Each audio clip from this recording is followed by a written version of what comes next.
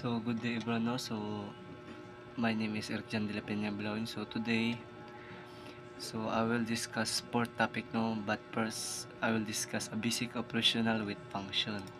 So basic operational with function, adding and subtracting fractions.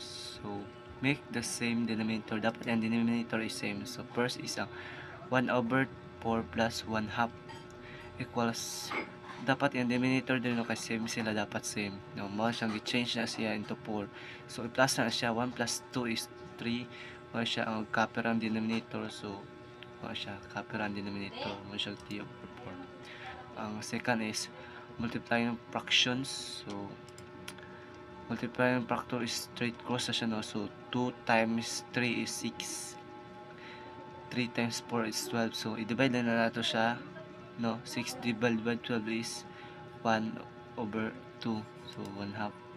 So next we will discuss is ang exponent. An exponent tells you how many times you multiply a number by itself. So i-multiply na mo siya kung pila ang iyang power. So n power of n equals 8 times a times a, etc. And mo siya iyang formula no.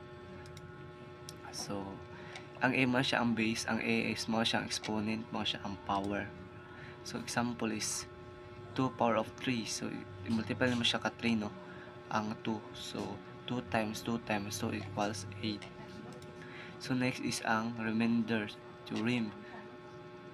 So remainder theorem, if a polynomial f of x is divided by x minus a, so the remainder is f of a.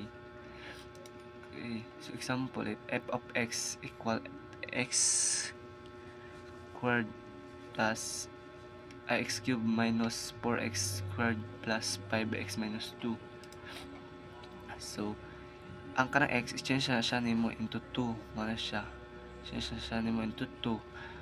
So no, 2 power of 3, 4 quantity of 2 power of 2 plus 5 quantity of 2 minus 2 equals 8, minus 16 plus 10 equals 0. So next ang basic algebra. So basic algebra is variable a letter that stands for a number, solving for x. So ang goal nato is i-isolate nato si x. So mo siya, katingala mo is x plus 5 equals 12. Katingala mo nung na 7 daya, kay ang kani 5 balhin ano siya, dahil mo siya og 12 minus 5. So mo siya ang mo siya og x equals 7. Next is ang solving for 2-step equation.